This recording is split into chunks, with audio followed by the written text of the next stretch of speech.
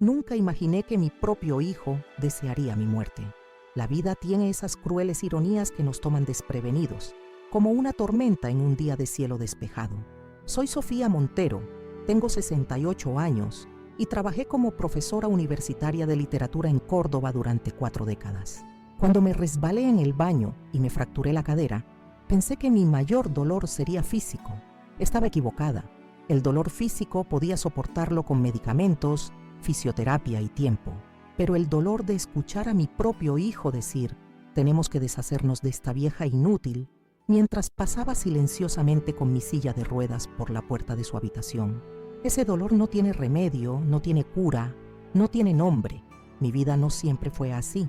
Durante años fui una mujer fuerte e independiente. Mis colegas en la universidad solían decir que yo era de esas personas que nunca se doblan ante las dificultades. Mi esposo, Miguel, falleció hace casi 20 años de un infarto fulminante, dejándome sola con nuestro hijo Joaquín, que entonces tenía 22 años. Desde ese momento, me convertí en padre y madre para él, trabajando horas extras, ahorrando cada peso para que pudiera terminar sus estudios en administración. Lo apoyé cuando consiguió su primer trabajo en el Banco Provincial, celebré cada uno de sus ascensos y cuando conoció a Luciana, pensé que finalmente mi hijo había encontrado a alguien que lo haría feliz. El apartamento donde vivimos ahora, yo, Joaquín, Luciana y mi querida nieta Maite, fue comprado con el dinero de la venta de mi casa. Una casa modesta en el barrio El Roble, pero que representaba toda una vida de esfuerzo y sacrificio. La vendí para ayudarlos cuando Joaquín fue ascendido a gerente y quería un lugar mejor, más cercano a su trabajo en el centro. Mamá, será bueno para todos nosotros, me dijo con una sonrisa que ahora reconozco estaba cargada de falsedad. Cuando necesites ayuda, estaremos aquí para cuidarte. Vendí todo lo que había construido durante mi vida para ayudarlos y ahora soy tratada como una carga de la que necesitan deshacerse. El día del accidente lo recuerdo perfectamente porque estaba preparándome para ir al Centro Cultural San Martín, donde me encontraría con mi amiga Pilar para nuestra clase de acuarela. Siempre me gustó el arte, aunque nunca tuve tiempo de desarrollarlo mientras trabajaba y criaba a Joaquín. Ahora, en mi jubilación, finalmente podía dedicarme a esas pequeñas pasiones. El baño estaba con el piso mojado. Luciana siempre dejaba charcos después de su ducha matutina. Resbalé, caí y sentí un dolor agudo y lancinante que subió desde mi pierna hasta la columna. Grité pidiendo ayuda, pero solo Maite estaba en casa. Fue ella quien llamó a emergencias, quien sostuvo mi mano en la ambulancia, quien lloró conmigo en la clínica Santa Teresa. En los primeros días después de la cirugía, Joaquín y Luciana parecían tan preocupados, tan atentos. Ahora me doy cuenta de que todo era una actuación. Luciana traía flores a mi habitación del hospital. Joaquín preguntaba a los médicos sobre cada detalle de mi recuperación. Cuando recibí el alta, transformaron el estudio en una habitación adaptada para mí en la planta baja del edificio Mirador. Mamá, no tendrás que subir escaleras, dijo Joaquín con una sonrisa que hoy sé escondía segundas intenciones. Las primeras semanas en casa fueron de adaptación. La silla de ruedas era pesada y difícil de maniobrar por los pasillos estrechos. Mi cuerpo dolía constantemente. La fisioterapia era dolorosa, pero me esforzaba cada día, soñando con volver a caminar normalmente, recuperar mi independencia. El doctor Camilo Suárez, mi médico desde hace años, decía que estaba progresando bien, pero la recuperación sería lenta. Paciencia, doña Sofía, repetía en cada consulta. Usted tiene que tener paciencia. Paciencia era lo que Joaquín y Luciana comenzaron a perder. Al principio, eran solo suspiros cuando necesitaban ayudarme a ir al baño. Después, miradas irritadas cuando pedía algo, conversaciones susurradas que se detenían cuando entraba en la habitación. Mi nieta Maite, siempre tan dulce, comenzó a pasar más tiempo conmigo, como si presintiera que necesitaba protección dentro de mi propio hogar. Fue Maite quien primero me alertó, sin saberlo. Abuela, escuché a papá y mamá discutiendo sobre tus cuentas bancarias anoche. Me contó mientras me ayudaba con el almuerzo.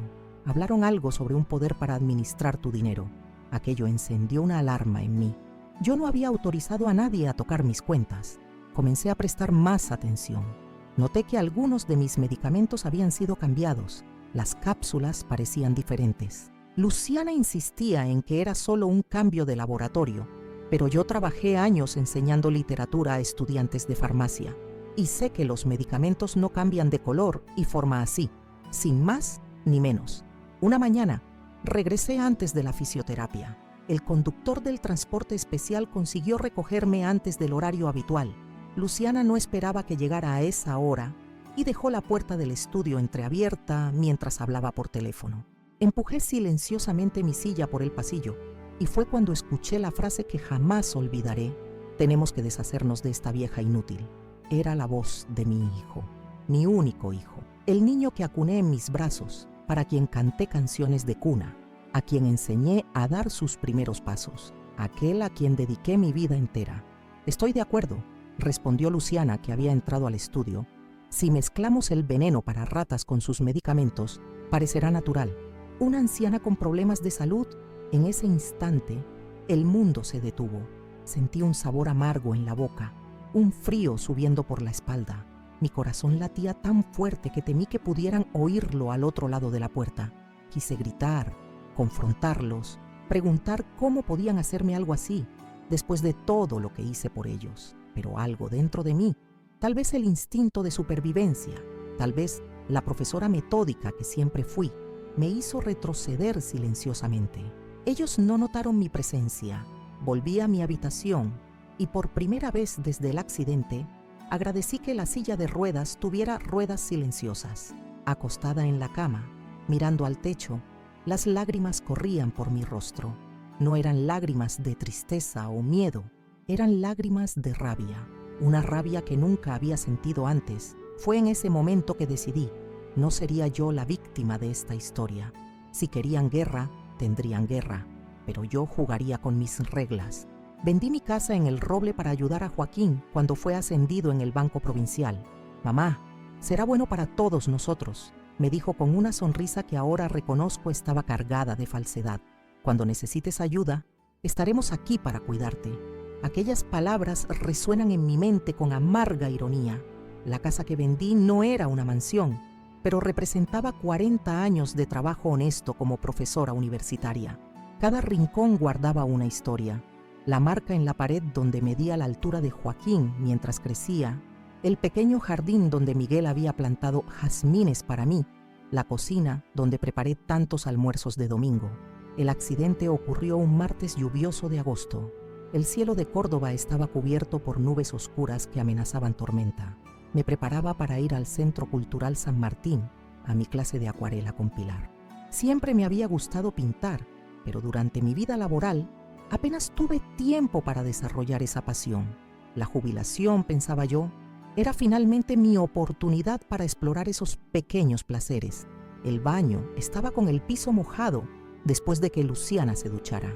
Ella siempre dejaba charcos de agua por todas partes, algo que me molestaba, pero sobre lo que había aprendido a callar para mantener la paz. Es solo agua, Sofía, no seas exagerada, me decía a mí misma cada mañana mientras secaba discretamente el piso. Pero aquel martes, con las prisas por no llegar tarde a mi clase, olvidé revisar. Un paso en falso, un resbalón, y sentí cómo mi cuerpo de 68 años caía sin control. El dolor fue inmediato e intenso, como si alguien hubiera partido mi cadera con un hacha. Grité pidiendo ayuda, pero mi voz salió débil, ahogada por el dolor. Maite, mi ángel de 16 años, me escuchó desde su habitación y corrió a socorrerme. A pesar de su juventud, mantuvo la calma de una forma que me sorprendió. Llamó a emergencias, luego a sus padres. Se quedó sosteniendo mi mano hasta que llegó la ambulancia, repitiendo: «Todo estará bien, abuela, estoy aquí contigo». En la clínica Santa Teresa, el diagnóstico fue fractura de cadera, común en personas de mi edad, pero no por ello menos grave. Necesitaría cirugía y un largo periodo de recuperación. Joaquín y Luciana llegaron agitados, haciendo 1000 preguntas a los médicos. Parecían genuinamente preocupados. Luciana incluso lloró cuando el médico explicó que necesitaría una prótesis de cadera. La cirugía fue un éxito, pero el postoperatorio sería desafiante.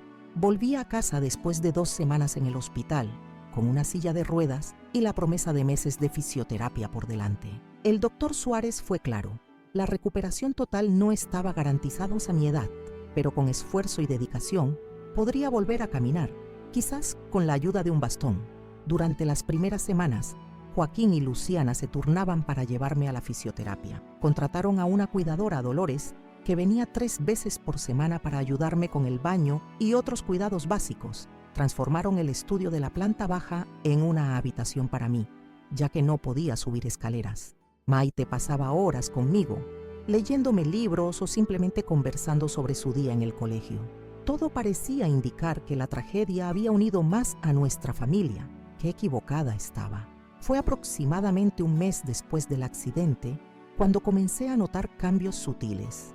Una tarde, mientras Dolores me ayudaba a bañarme, escuché a Luciana hablar por teléfono en la cocina.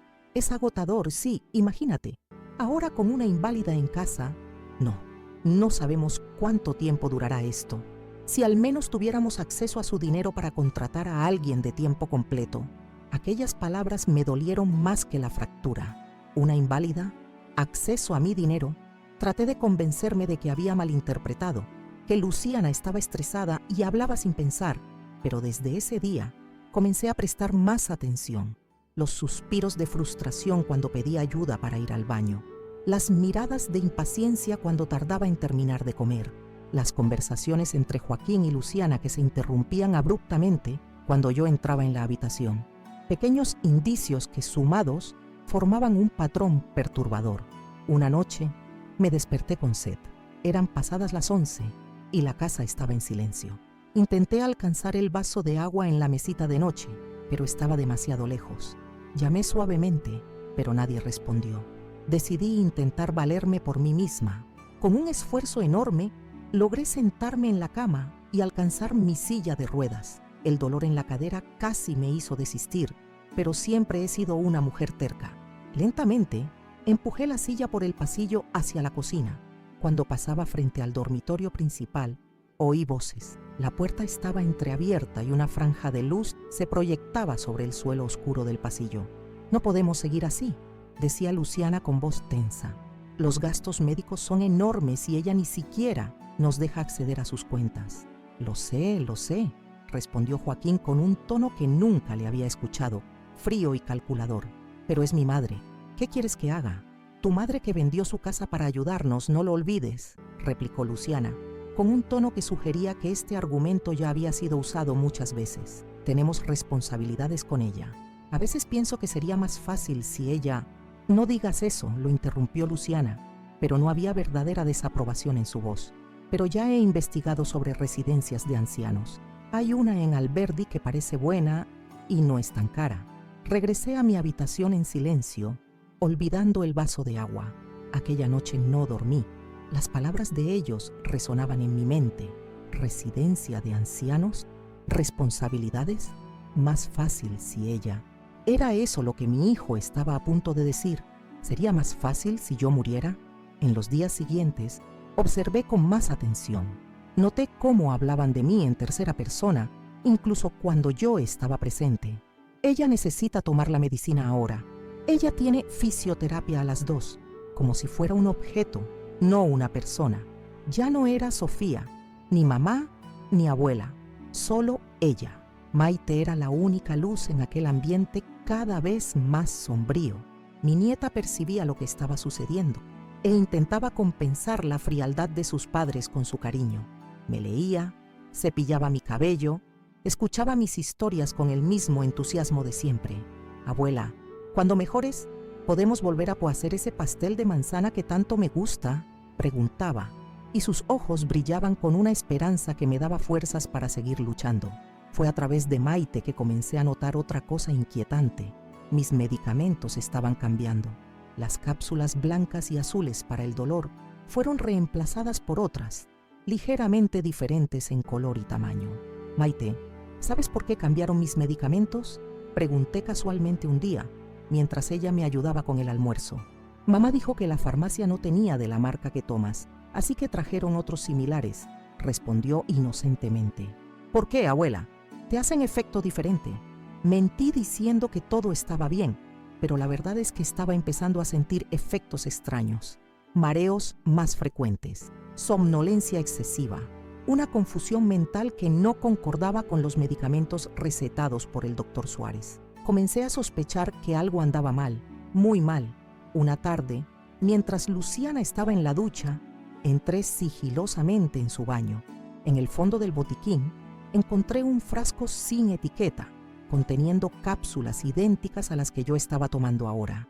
No pude identificar qué era, pero mi instinto me decía que no era nada bueno. Esa misma semana, Maite me contó, sin saber la gravedad de lo que decía, que había oído a sus padres discutir sobre mis cuentas bancarias. Papá habló algo sobre un poder para administrar tu dinero, abuela. Parecían preocupados por tus ahorros. Esto encendió otra alarma. Yo nunca había autorizado a nadie a tocar mis finanzas. A pesar de la edad y del accidente, mi mente seguía lúcida, perfectamente capaz de administrar mi propio dinero. La jubilación que recibía, sumada a los ahorros de una vida de trabajo, garantizaría mi sustento por muchos años más. ¿Por qué Joaquín estaría interesado en obtener un poder notarial? Las piezas comenzaron a encajar en un rompecabezas aterrador. Los medicamentos extraños, las conversaciones sobre residencias de ancianos, el interés repentino en mis finanzas. Algo estaba sucediendo, algo que necesitaba descubrir antes de que fuera demasiado tarde. Fue entonces que decidí empezar a fingir.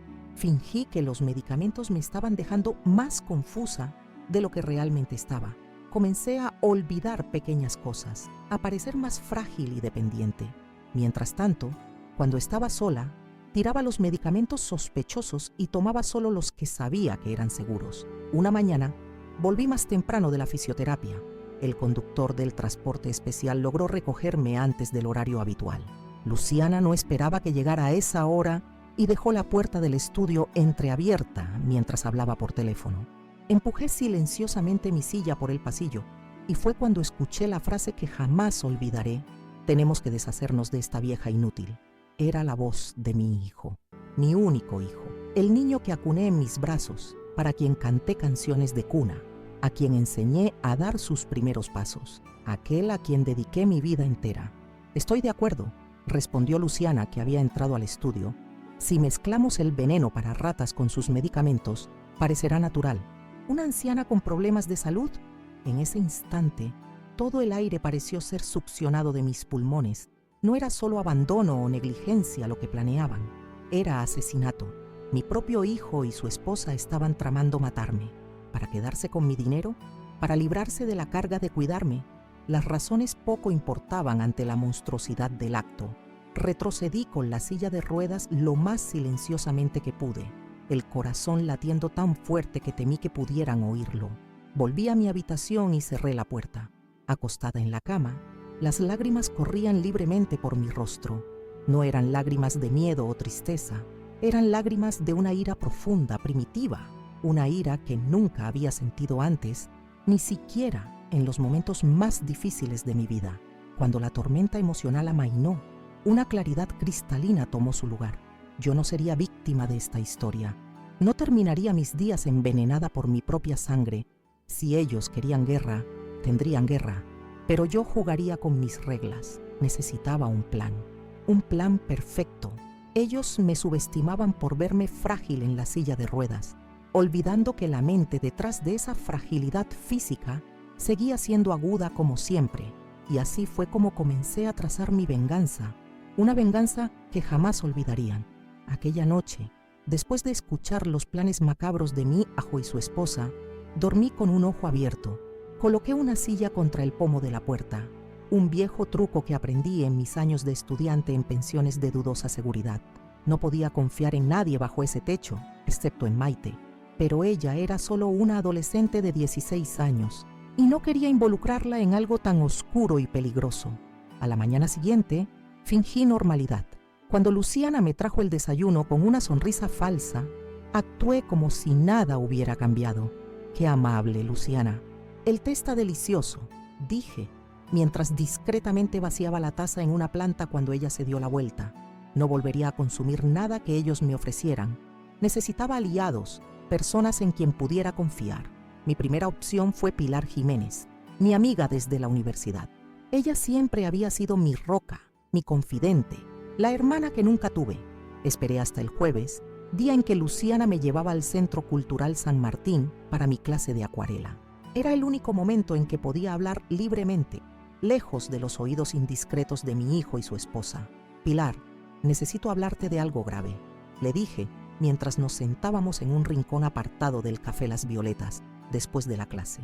Le conté todo, la conversación que había escuchado, los medicamentos adulterados, el interés repentino en mis finanzas. Su rostro pasó de la incredulidad al horror y finalmente a una determinación que me recordó por qué éramos amigas desde hacía más de 4 décadas. ¿Estás completamente segura, Sofía?, preguntó, sus ojos escudriñando mi rostro en busca de cualquier señal de confusión. Nunca es que he estado más segura de algo en mi vida, Pilar, respondí con firmeza. No estoy senil ni paranoica. Los escuché con mis propios oídos planear mi muerte. Pilar tomó mis manos entre las suyas. Sus dedos, deformados por la artritis pero aún fuertes, apretaron los míos con convicción. Te creo, Sofía, y vamos a hacer algo al respecto. Me habló entonces de Gustavo Méndez, un abogado especializado en derechos de adultos mayores. Es uno de los mejores en Córdoba, explicó. Ha manejado casos similares y conoce todos los recovecos legales para proteger a personas en tu situación. Hicimos una cita para la semana siguiente, coincidiendo con mi próxima clase de acuarela. Pilar se encargaría de todos los arreglos para evitar levantar sospechas. Mientras tanto, mi tarea sería recopilar todas las pruebas posibles. Necesitas documentar todo, me advirtió Pilar. Sin pruebas será tu palabra contra la de ellos, y lamentablemente a nuestra edad, la sociedad tiende a descartarnos como confundidos o seniles. De regreso a casa, mi mente trabajaba a toda velocidad, planeando mi estrategia. Recordé una vieja grabadora de casete que había usado para grabar mis clases en la universidad. ¿Dónde estaría ahora? Probablemente en alguna de las cajas que Joaquín había guardado en el depósito del edificio. Al día siguiente, mientras Joaquín estaba en el trabajo y Luciana había salido de compras, le pedí a Maite que me ayudara a buscar entre mis cosas viejas. Abuela, ¿qué estamos buscando exactamente?, preguntó mientras revolvía una caja llena de libros y papeles, una grabadora pequeña, negra, que usaba para mis clases. Respondí casualmente. Me gustaría grabar algunas historias familiares para que no se pierdan. Sus ojos se iluminaron. ¡Qué idea tan bonita! ¿Vas a contar historias sobre el abuelo Miguel? Me encantaría escucharlas. Su entusiasmo me partió el corazón. ¿Cómo reaccionaría si supiera la verdad? Si descubriera que sus padres planeaban asesinar a su abuela. No podía exponerla a esa oscuridad. Al menos, no todavía. Sí, cariño. Historias sobre tu abuelo, sobre mi infancia, sobre cómo era Córdoba cuando yo era joven. Mentí, odiándome por engañarla, pero sabiendo que era necesario. Después de 1 hora de búsqueda, Maite la encontró en el fondo de una caja etiquetada como Universidad. La grabadora estaba vieja y polvorienta, pero cuando colocamos pilas nuevas funcionó perfectamente. El pequeño motor giró, emitiendo ese sonido nostálgico que me transportó décadas atrás. ¡Funciona!, exclamó Maite emocionada. ¿Cuándo empezarás a grabar tus historias? Pronto, cariño, muy pronto, respondí, guardando la grabadora en el cajón de mi mesita de noche. A partir de ese día, la grabadora se convirtió en mi arma secreta.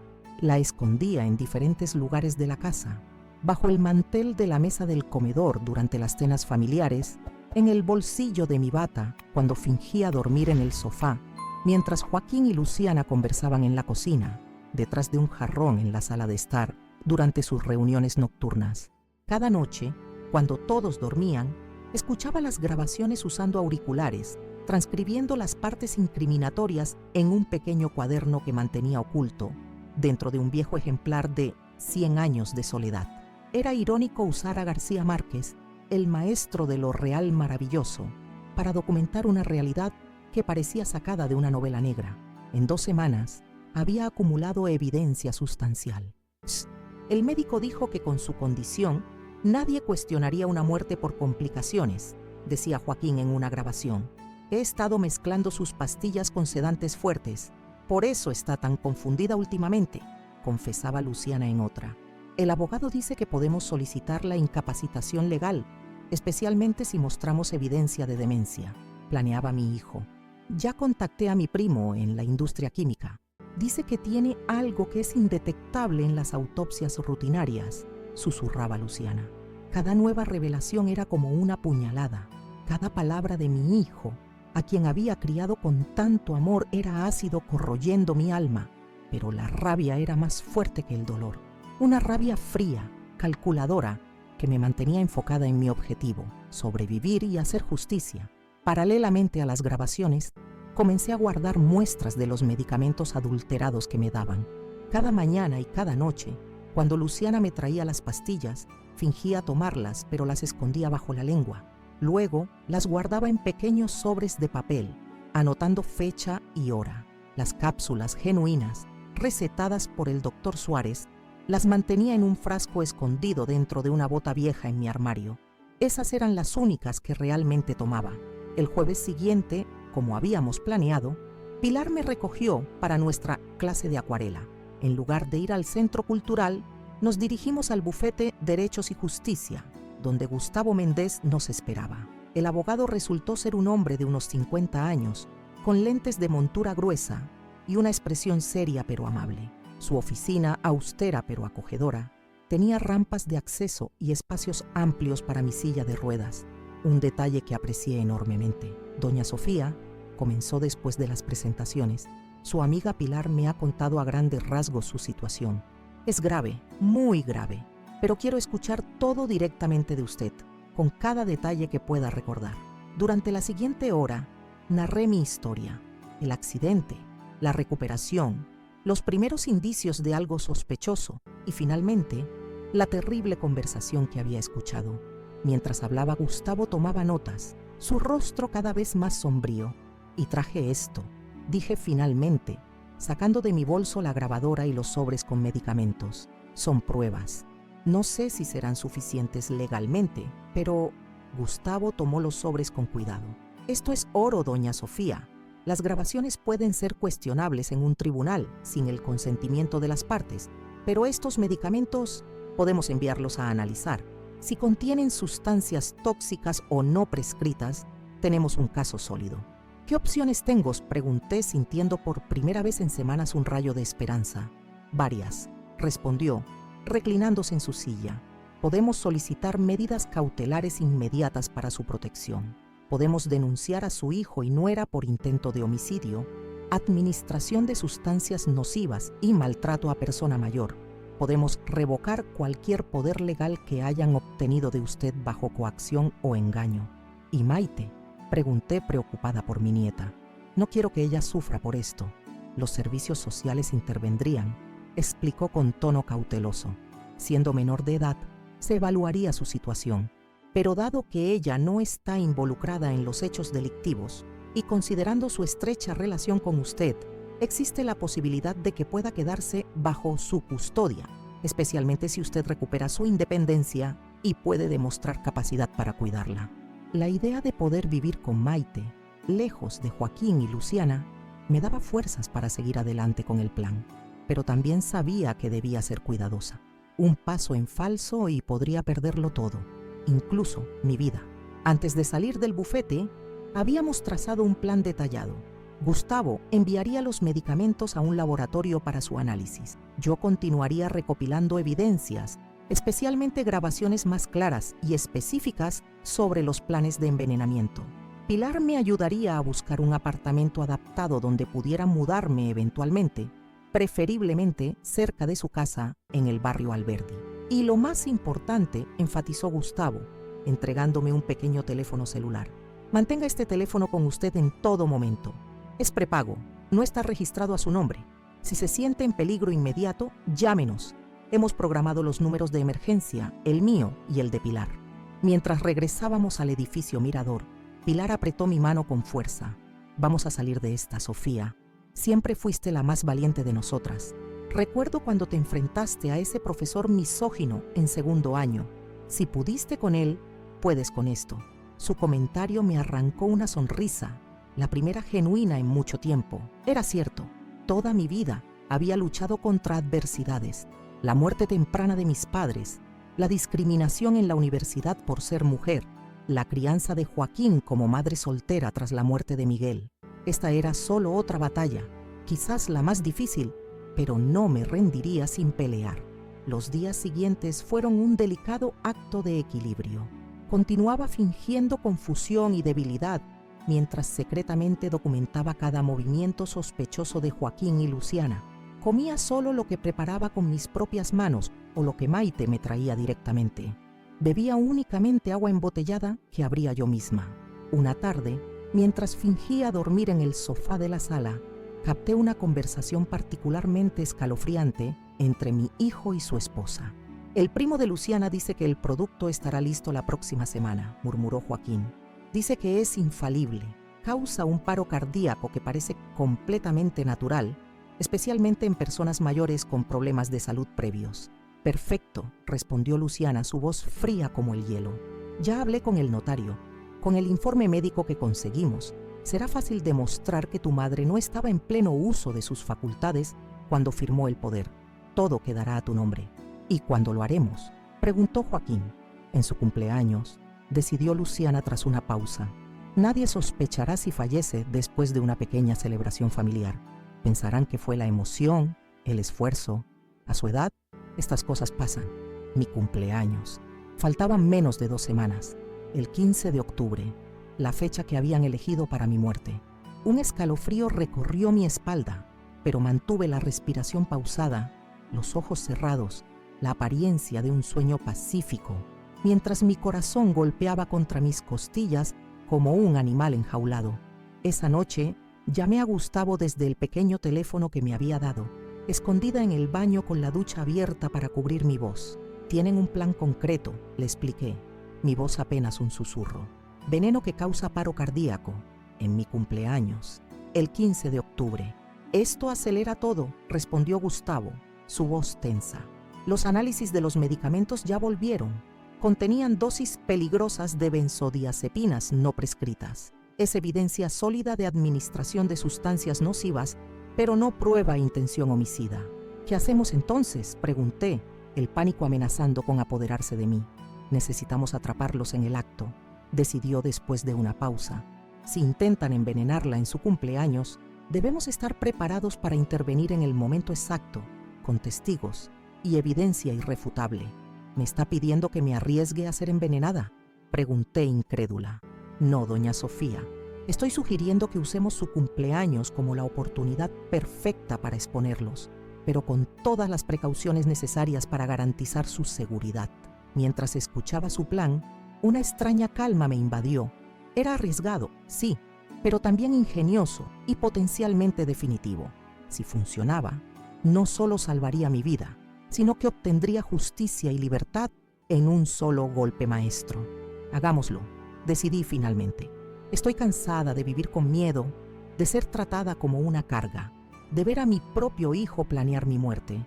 Es hora de que aprendan que esta vieja inútil todavía tiene algunas lecciones que enseñarles. Los días siguientes los pasé preparándome meticulosamente. Reforcé mi acto de fragilidad y confusión, dándoles a Joaquín y Luciana exactamente lo que esperaban ver. Una anciana debilitada, mentalmente disminuida, el blanco perfecto para sus planes. Al mismo tiempo, coordinaba secretamente con Gustavo, Pilar y un nuevo aliado, Osvaldo Figueroa, mi vecino del 3B, un viudo jubilado que había sido profesor de música y que, como descubrí, albergaba sentimientos más que amistosos hacia mí. Siempre la he admirado, doña Sofía, me confesó Osvaldo cuando Pilar nos presentó formalmente en el Café Las Violetas. Su dignidad, su inteligencia, la forma en que criaron usted y su esposo a Joaquín. Por eso me cuesta tanto creer lo que me cuentan. A mí también me cuesta creerlo, Osvaldo, respondí con tristeza. Pero tengo pruebas y necesito su ayuda. Osvaldo se convirtió en una pieza clave de nuestro plan. Como vecino respetado en el edificio, su presencia en mi cumpleaños no levantaría sospechas. Además, su experiencia como músico lo hacía especialmente hábil con equipos de grabación y micrófonos ocultos. A medida que se acercaba el 15 de octubre, una extraña mezcla de miedo y determinación me embargaba. Tenía miedo, sí, pero no de morir. Tenía miedo de fallar, de que Joaquín y Luciana escaparan de la justicia, de que pudieran hacer daño a Maite o a mis amigos. Pero la determinación era más fuerte, la determinación de una mujer que había sobrevivido a tantas adversidades y que no permitiría que su propia sangre la traicionara de esa manera. La determinación de demostrar que, a mis 68 años, seguía siendo una fuerza a tener en cuenta. La noche antes de mi cumpleaños, mientras yacía despierta en mi cama, escuchando los sonidos nocturnos del edificio Mirador, recordé las palabras que mi madre solía decirme cuando era niña. Sofía, en esta vida hay que ser como el junco, doblarse con el viento pero nunca romperse. Mañana sería el día en que demostraría cuán flexible pero inquebrantable podía ser. Amaneció el día de mi cumpleaños. El sol de octubre se filtraba tímidamente por las cortinas de mi habitación, dibujando patrones dorados sobre el piso. En otras circunstancias, habría sido un día para celebrar, para agradecer por otro año de vida. Pero ese 15 de octubre sería diferente. Sería el día en que mi propio hijo intentaría matarme, o el día en que yo recuperaría mi dignidad y mi libertad. Me desperté antes del amanecer, repasando mentalmente cada detalle del plan que habíamos trazado. Gustavo, Pilar, Osvaldo y yo habíamos coordinado todo meticulosamente durante la última semana. Cada movimiento, cada palabra, cada precaución había sido considerada.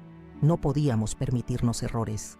A las 7 en punto, escuché los pasos de Luciana acercándose a mi habitación. Rápidamente, me acomodé en la cama, adoptando la postura débil y confusa que había perfeccionado en las últimas semanas. Cuando ella entró, llevaba una bandeja con café, tostadas y mis medicamentos.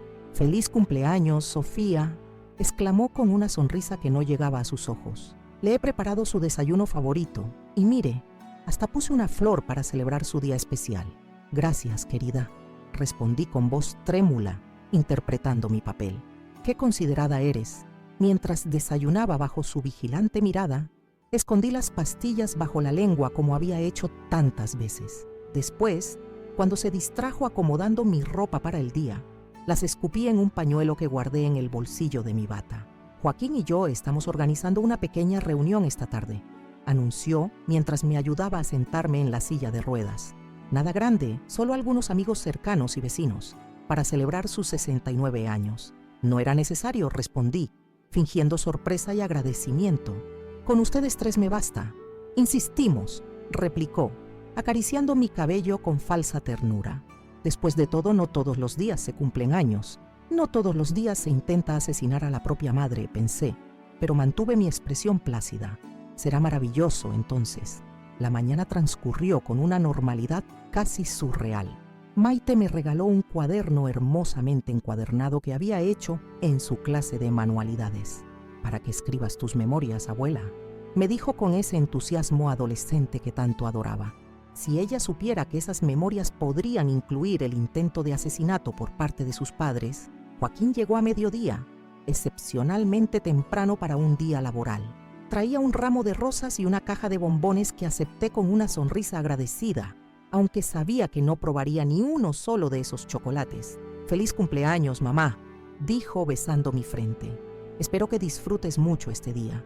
«Seguro que será inolvidable, hijo», respondí, sosteniendo su mirada por un segundo más de lo necesario, buscando algún rastro de humanidad, alguna señal de que el niño que había criado aún existía dentro de ese hombre, dispuesto a matarme por dinero. No encontré nada.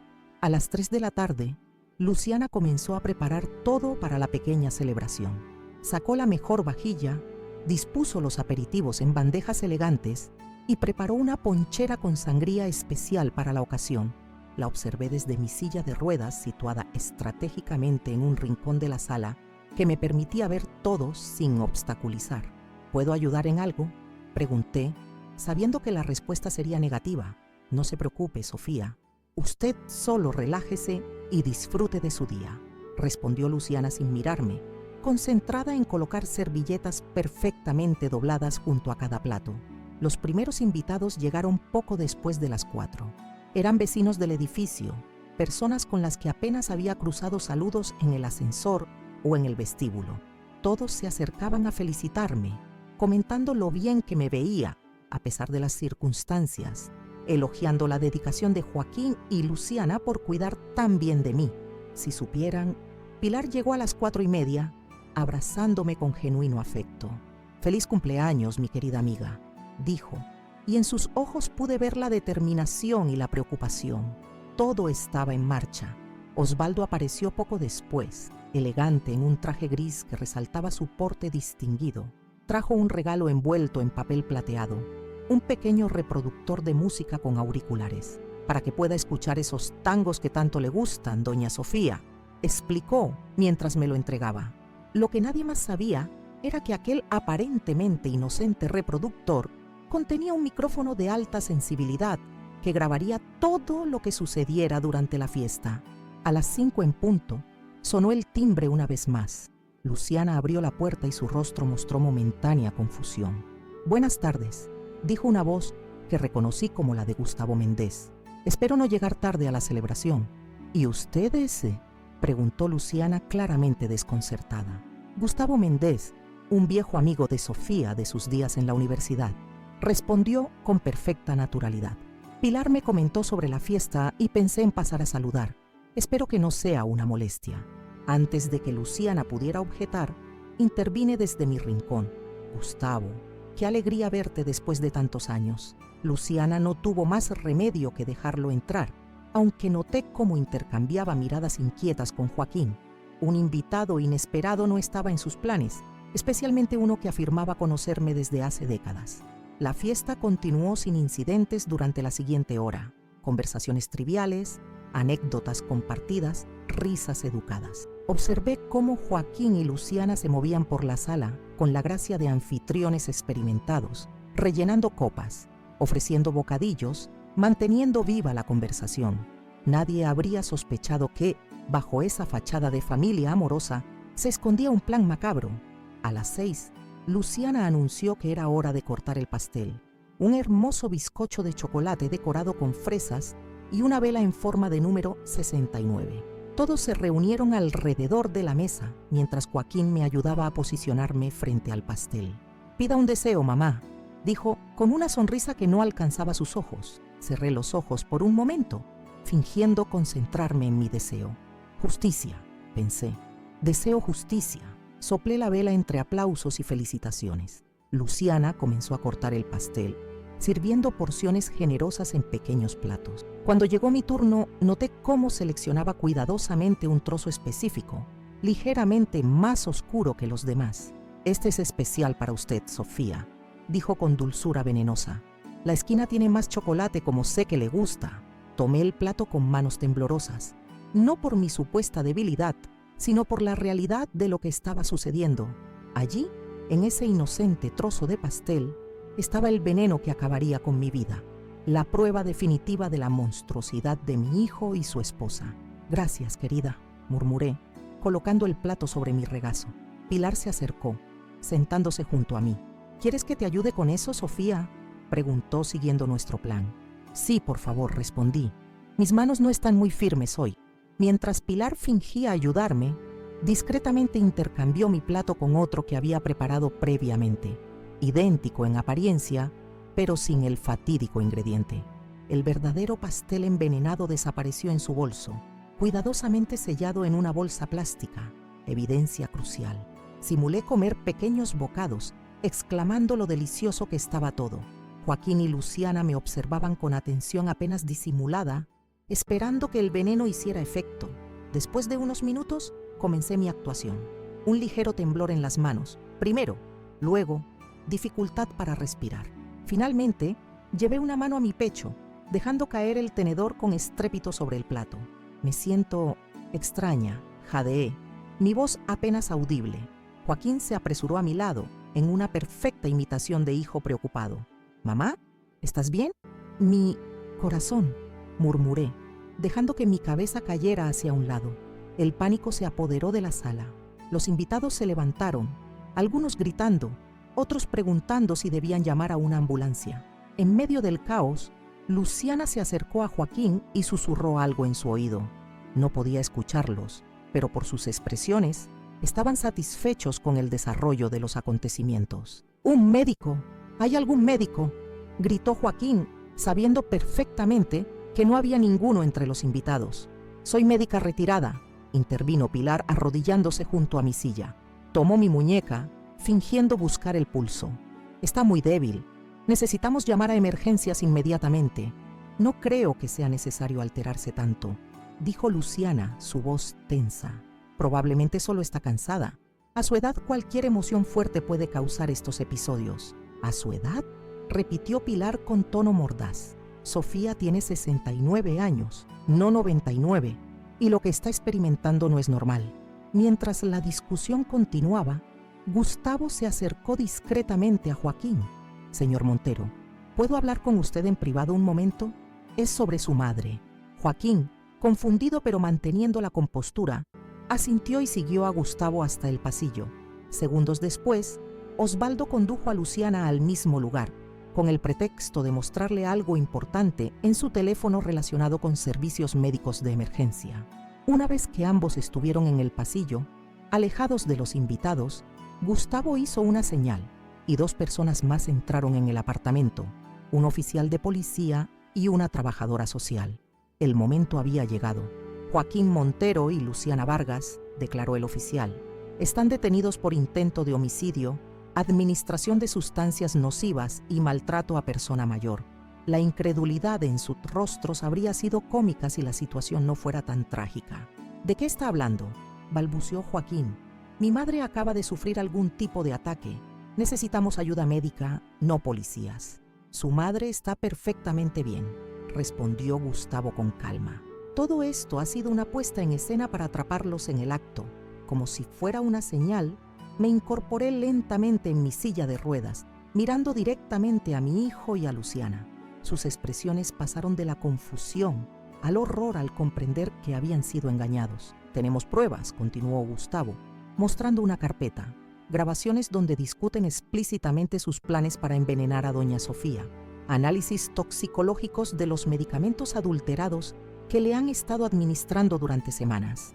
Y, lo más importante, el pastel que acaban de servirle, que ya está en camino al laboratorio para análisis. Esto es ridículo, espetó Luciana, recuperando algo de compostura. Es claramente un malentendido. Sofía es una anciana confusa que ha malinterpretado conversaciones inocentes. ¿Anciana confusa?, repetí, levantándome lentamente de la silla de ruedas. Con esfuerzo pero sin ayuda, di 2 pasos hacia ellos. Los invitados jadearon sorprendidos. Mi mente está más clara que nunca, Luciana. Lo suficiente para recordar cada palabra que dijiste sobre mezclar veneno para ratas con mis medicamentos. Maite, que había observado toda la escena con horror creciente, se acercó temblorosa. ¿Papá? ¿Mamá? ¿De qué está hablando la abuela? El rostro de Joaquín perdió todo color. Maite, cariño, esto es un malentendido. Tu abuela está confundida y estas personas están aprovechándose de eso. ¿Confundida?, intervino Pilar sacando su teléfono. Presionó un botón y la voz de Joaquín llenó la habitación. El primo de Luciana dice que el producto estará listo la próxima semana. Causa un paro cardíaco que parece completamente natural, especialmente en personas mayores con problemas de salud previos. Luego, la voz de Luciana. En su cumpleaños. Nadie sospechará si fallece después de una pequeña celebración familiar. Pensarán que fue la emoción, el esfuerzo. A su edad, estas cosas pasan. El silencio que siguió fue ensordecedor. Maite se cubrió la boca con las manos, lágrimas corriendo por sus mejillas. Los invitados se miraban entre sí, conmocionados.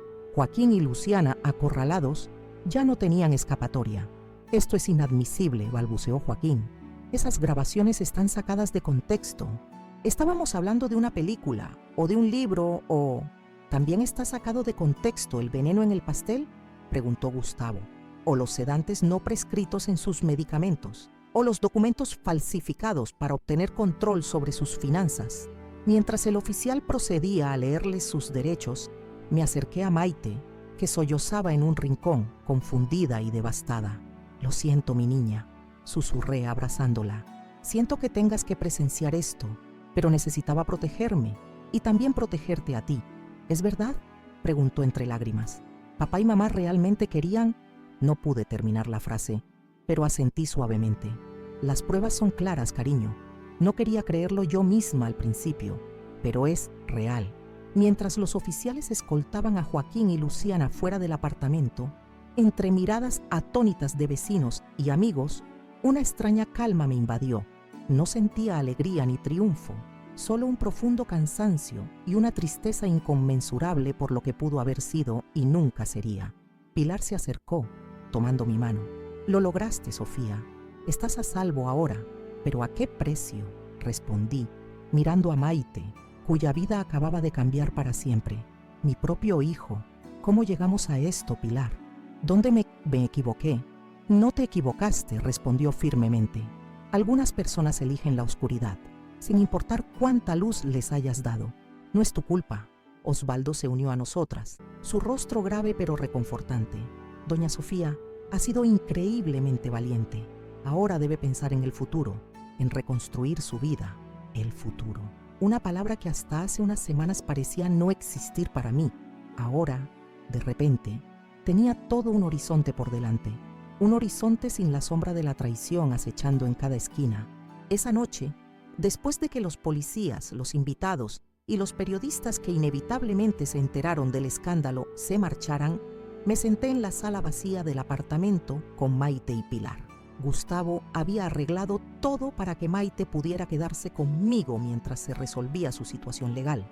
Como había anticipado, siendo la abuela y con pruebas de la conducta criminal de sus padres, las autoridades consideraron que era lo mejor para ella. «¿Qué pasará ahora, abuela?», preguntó Maite, su joven rostro marcado por una madurez repentina y dolorosa. «Ahora», respondí, tomando sus manos entre las mías. «Comenzamos de nuevo. Juntas, buscaremos un lugar nuevo, lejos de estos recuerdos. Continuarás en tu escuela, con tus amigos, y yo estaré aquí para ti, como siempre lo he estado. ¿Y papá y mamá?», suspiré profundamente. Era la pregunta más difícil. Enfrentarán las consecuencias de sus acciones, cariño. El sistema judicial decidirá, pero pase lo que pase, no debes sentirte responsable ni culpable. Esto fue decisión de ellos, no tuya. Esa noche, mientras Maite finalmente dormía, agotada por las emociones del día, me senté junto a la ventana contemplando las luces de Córdoba. Las estrellas brillaban en el cielo despejado, indiferentes al drama humano que acababa de desarrollarse. Mi cumpleaños número 69 había sido sin duda inolvidable, no de la manera que Joaquín y Luciana habían planeado, sino como el día en que recuperé mi vida, mi dignidad y mi futuro. La vieja inútil había demostrado ser más fuerte, más inteligente y más valiente de lo que jamás imaginaron. Y ahora, esa misma vieja inútil tenía todo un capítulo nuevo de su vida por escribir. Los días que siguieron al arresto de Joaquín y Luciana fueron una vorágine de declaraciones policiales, reuniones con abogados, visitas de trabajadores sociales y entrevistas con fiscales. El caso generó un revuelo considerable en Córdoba. Hijo y nuera intentan envenenar a madre anciana para quedarse con su dinero. Era un titular demasiado jugoso para que la prensa local lo ignorara. Maite y yo nos quedamos temporalmente en el apartamento del edificio Mirador, aunque los recuerdos que albergaba lo hacían casi inhabitable. Cada rincón parecía susurrarme las conspiraciones que se habían tramado allí. Cada objeto me recordaba la traición que había vivido. Por las noches cerraba con llave mi puerta, un hábito que no podía abandonar a pesar de saber que ya no había peligro. La primera semana fue particularmente difícil para Maite. A sus 16 años, tuvo que enfrentar una realidad devastadora. Sus padres eran criminales dispuestos a cometer un asesinato por dinero.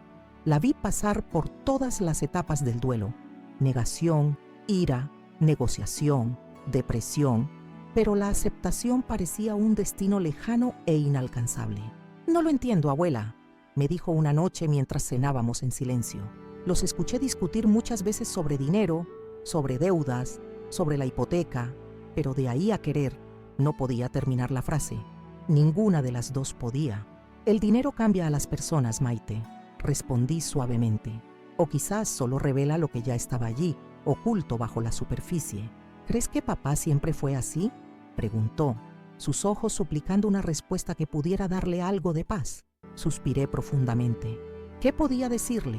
Que el niño que yo había criado, que había aprendido a montar en bicicleta en el parque Los Jacarandás, que había llorado en mi hombro cuando su primer amor lo rechazó, que me había abrazado con lágrimas de orgullo el día de su graduación, se había convertido en un monstruo dispuesto a matarme, o que quizás siempre hubo algo roto dentro de él, algo que yo no supe ver o no quise reconocer.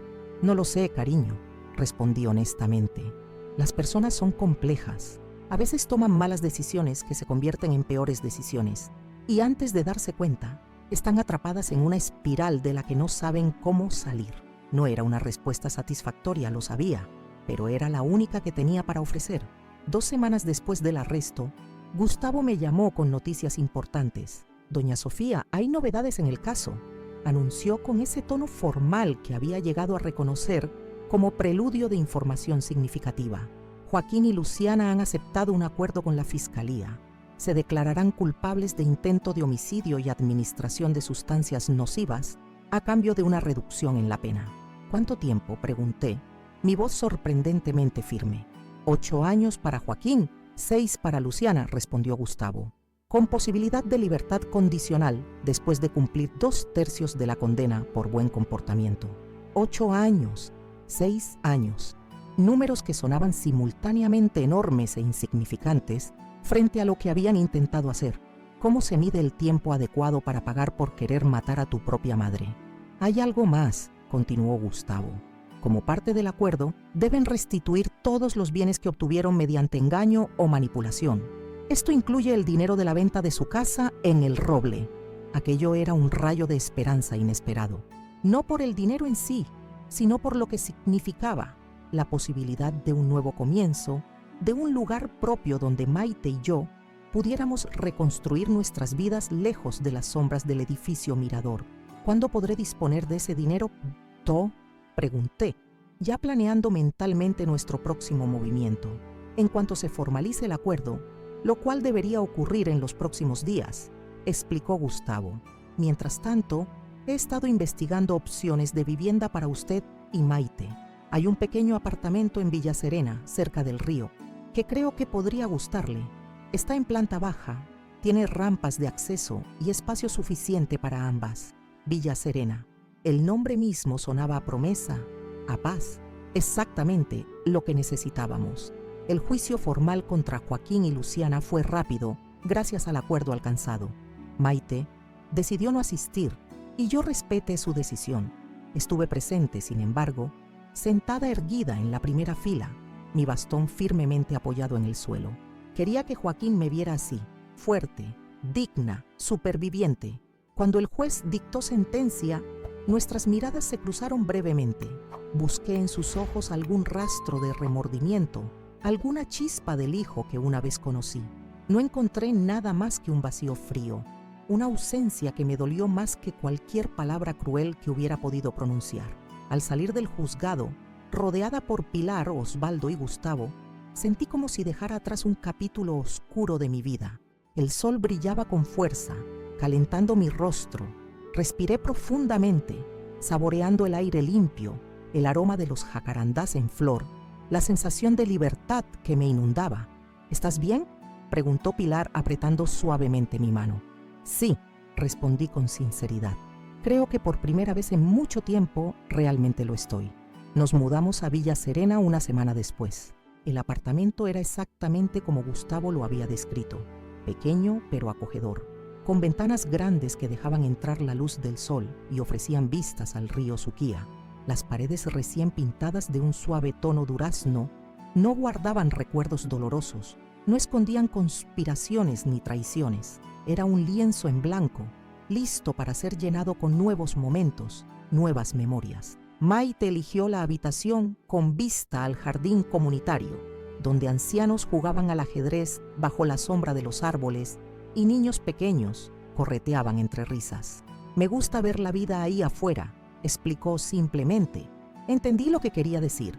Después de tanta oscuridad, ambas necesitábamos recordar que existía bondad y alegría en el mundo. La adaptación no fue fácil.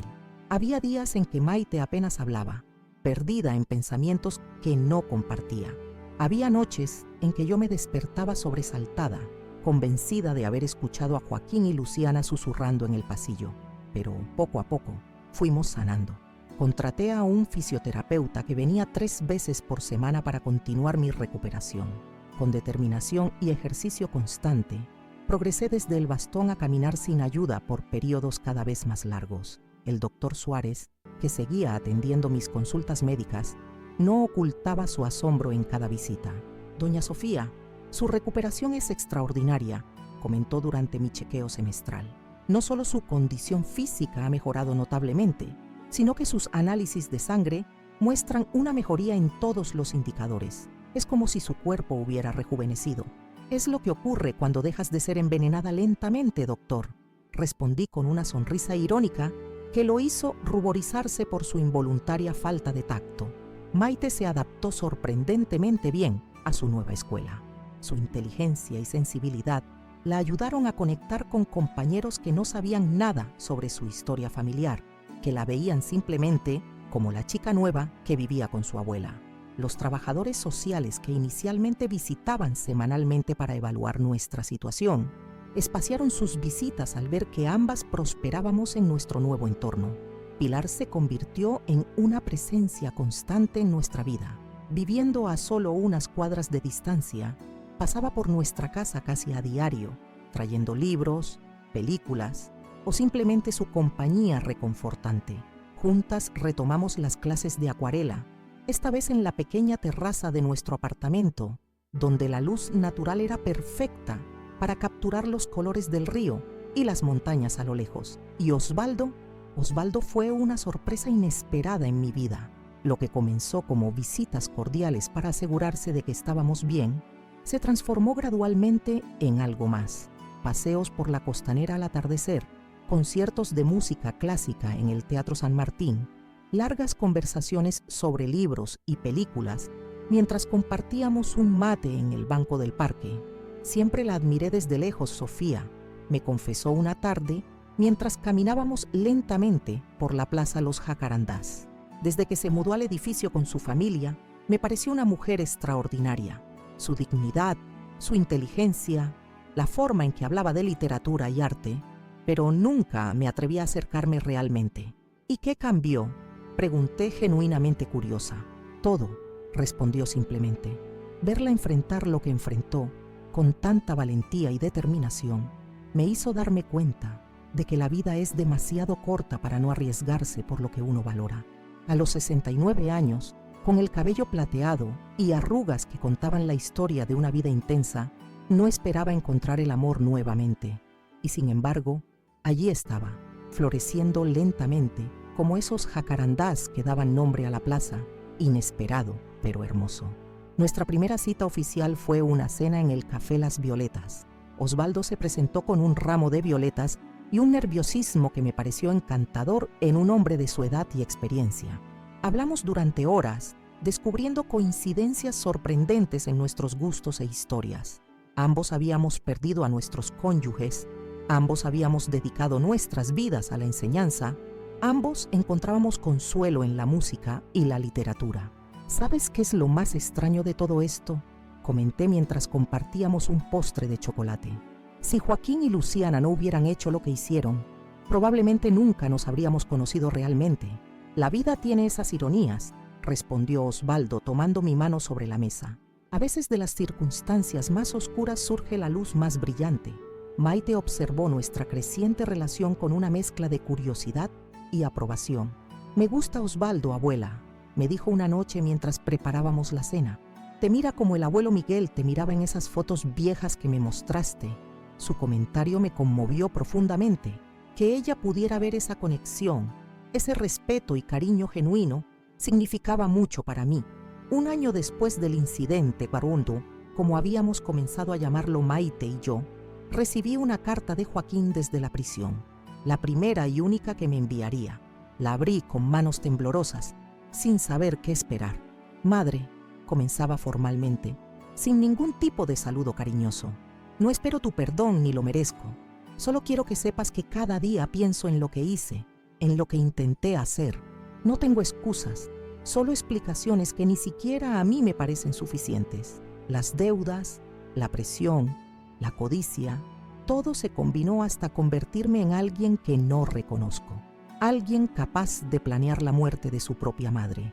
Las lágrimas corrían por mis mejillas mientras leía, pero no eran lágrimas de tristeza o rabia, eran lágrimas de alivio, de cierre. Por primera vez, Joaquín reconocía la monstruosidad de sus acciones. No te pido que me escribas ni que me visites, continuaba la carta.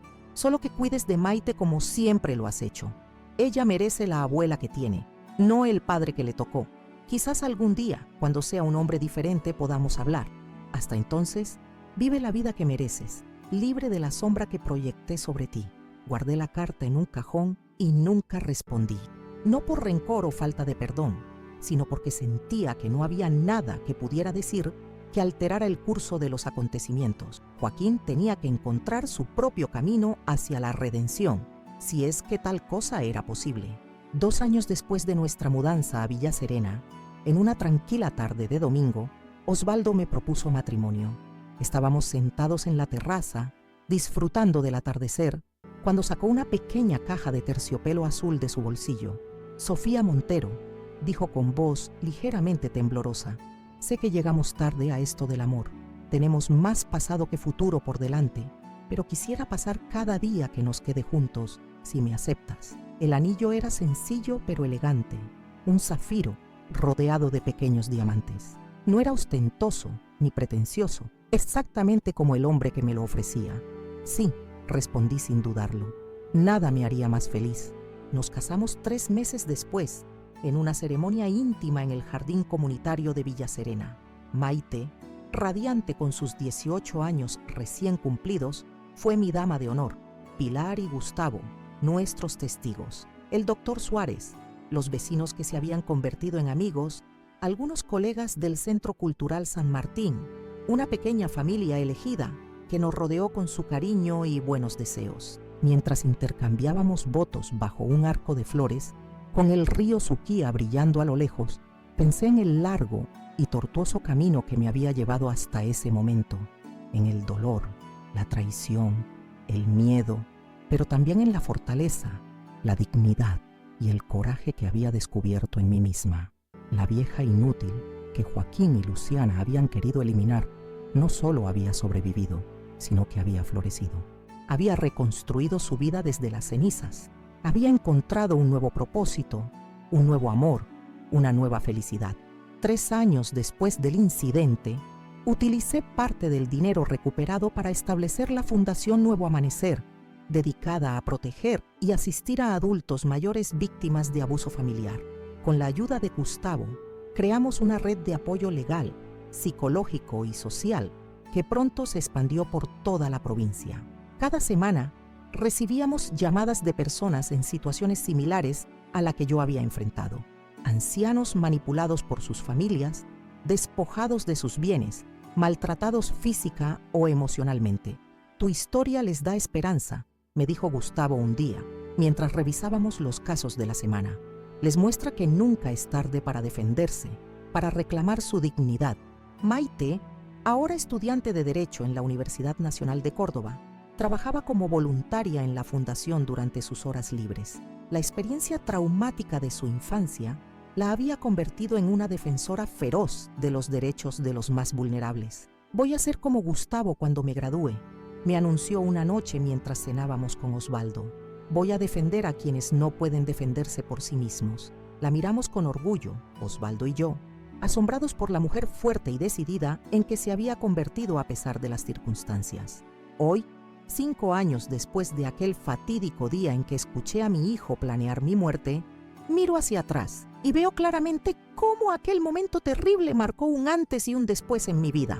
Fue el final de una existencia basada en expectativas ajenas, en sacrificios silenciosos, en conformarme con las obras de cariño que otros estaban dispuestos a darme. Y fue el inicio de una vida plena, auténtica, vivida en mis propios términos. A mis 74 años, camino sin ayuda por la costanera del río cada mañana. Doy clases de literatura en el Centro Cultural una vez por semana.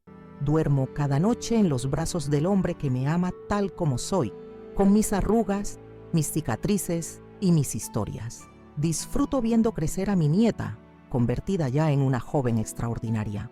Si algo he aprendido de toda esta experiencia, es que la edad no define tu valor ni tus posibilidades, que nunca es tarde para defenderte, para reclamar tu espacio en el mundo, para exigir respeto, que las arrugas en nuestros rostros no son señal de debilidad, sino de fortaleza, cada una representando una batalla librada, una lección aprendida, un momento vivido intensamente. Esa vieja inútil que mi hijo y su esposa quisieron eliminar resultó ser más fuerte, más valiente y más digna de lo que jamás imaginaron. Y esa es quizás la mejor venganza de todas. No solo sobreviví, sino que encontré una felicidad que ellos, con toda su juventud y sus planes, nunca conocerán tras los muros de la prisión. La vida, con todas sus ironías crueles, a veces también nos regala segundas oportunidades inesperadas. Y yo, Sofía Montero, profesora jubilada, abuela, esposa, superviviente, he aprendido a abrazarlas con ambas manos, sin miedo y con el corazón abierto. Queridos amigos que han llegado hasta aquí escuchando mi historia, no tengo palabras para agradecer vuestra atención. Lo que comencé relatando como una pesadilla, escuchar a mi propio hijo decir, tenemos que deshacernos de esta vieja inútil, se transformó en un testimonio de supervivencia, dignidad y renacimiento. Cuando me resbalé en el baño y quedé dependiente de una silla de ruedas, jamás imaginé que ese accidente revelaría la oscuridad que se escondía en mi propio hogar. Mi hijo Joaquín y su esposa Luciana no solo planeaban robarme mis ahorros de toda la vida, sino que estaban dispuestos a envenenarme para conseguirlo. El pastel de cumpleaños que me ofrecieron con falsa sonrisa contenía algo más que chocolate y fresas. Contenía la muerte disfrazada de celebración, pero subestimaron a esta vieja inútil. Con la ayuda de verdaderos amigos como Pilar, Gustavo y Osvaldo, conseguí documentar sus planes, grabar sus conversaciones y finalmente exponerlos ante la justicia. El día de mi cumpleaños número 69, cuando esperaban verme morir, fui yo quien les tendió una trampa que reveló su verdadera naturaleza ante todos. Hoy, 5 años después, mi vida es completamente diferente. Vivo en Villa Serena, un hermoso apartamento cerca del río. Camino sin ayuda cada mañana por la costanera. Me he casado con Osvaldo, un hombre que me valora y respeta. Mi nieta Maite estudia Derecho y trabaja como voluntaria en la Fundación Nuevo Amanecer, que creé para ayudar a otros adultos mayores en situaciones similares. Esta historia no trata solo sobre la traición y el dolor. Trata sobre descubrir a los 69 años que nunca es tarde para defenderse, para exigir respeto, para comenzar de nuevo. Que las arrugas en nuestro rostro no son señal de debilidad, sino de fortaleza, cada una representando una batalla librada, una lección aprendida. Si hay algo que quiero que te lleves de mi relato es esto: tu valor como persona no disminuye con la edad. Al contrario, la experiencia y sabiduría que acumulamos con los años son tesoros invaluables que nadie puede quitarnos. Y siempre, siempre hay esperanza y posibilidad de felicidad, sin importar cuán oscuro parezca el presente. Me encantaría saber qué piensas de esta historia. ¿Has vivido o conoces alguna situación similar? ¿Qué harías tú en mi lugar? Déjame tu comentario abajo. Cuéntame de dónde eres y cómo te ha impactado este relato. Ha sido muy difícil grabar este video, organizar todos los detalles y compartir una experiencia tan personal. Por eso, cada comentario que dejas significa mucho para mí. Si te ha gustado mi historia, te pido por favor que dejes tu me gusta en este video. Eso ayuda enormemente a que el canal Abuela Recordó crezca y pueda llegar a más personas que quizás necesiten escuchar estas experiencias para sentirse menos solas o para protegerse de situaciones similares. Y si aún no estás suscrito al canal, ¿qué esperas? Cada semana compartimos historias reales de superación, sabiduría acumulada en décadas de vida y a veces, como hoy, relatos con giros inesperados que nos recuerdan la increíble capacidad de resiliencia del ser humano. También quiero pedirte un favor especial. Si valoras este contenido y quieres apoyar nuestro trabajo, considera hacer una donación a través de Gracias, el sistema que hemos habilitado para ayudar con los costos de producción del canal. Con tu apoyo, podremos traer más videos diarios, mejorar la calidad de las grabaciones y continuar este proyecto que está tocando tantos corazones. Tu contribución, por pequeña que sea, hace una gran diferencia para nosotros. En vídeos anteriores he compartido otras experiencias importantes de mi vida. Cómo enfrenté la muerte de mi esposo Miguel, los desafíos de criar sola a un hijo, mis años como profesora universitaria en tiempos difíciles para las mujeres. Si te ha interesado mi historia de hoy, te invito a explorar esos otros relatos. Recuerda siempre, nuestras arrugas cuentan historias, nuestras cicatrices revelan batallas, pero nuestro espíritu puede permanecer eternamente joven e indomable. No permitas que nadie te haga sentir inútil por tu edad o condición. Como dice el nombre de nuestra fundación, cada día es un nuevo amanecer, una nueva oportunidad para vivir con dignidad y plenitud. Gracias por acompañarme en este viaje.